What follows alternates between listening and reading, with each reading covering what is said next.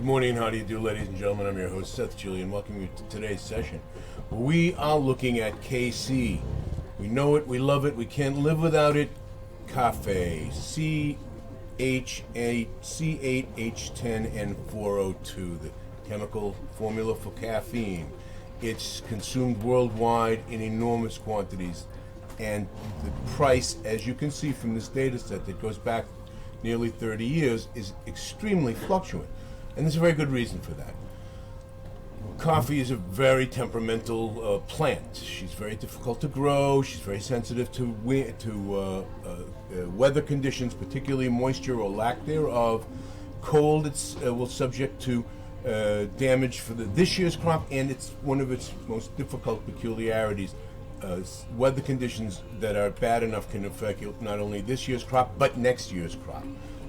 The flowering process can be affected in the prior year.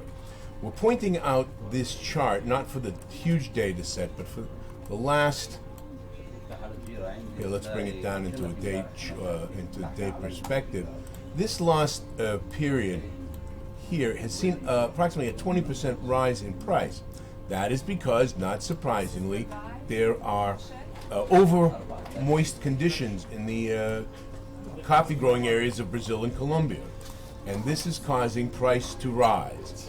And even conservatively estimated, you can see here, it's 25%, not even from the bottoms, but in the last 2 months, 35 days. 25% rise, 30 days, and here's the key, this is what we look for, on rising volume. It's crossed over the 20-day, the 50-day, and it's making its way to the 200-day moving average.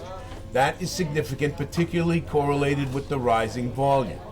And interestingly, and we only note this for academic interest, the large speculators are now net short on the coffee. Curious, and what's more curious is the overall net positions reversed just at the end of January from being, and whereas the commercial hedgers are now net long, the large speculators are net short.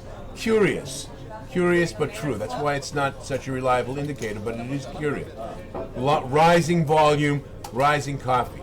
And since we're talking commodities, we'll have a look at the palladium trade that we talked about last week, going very strong. As you can see, rising volume on the downtrend.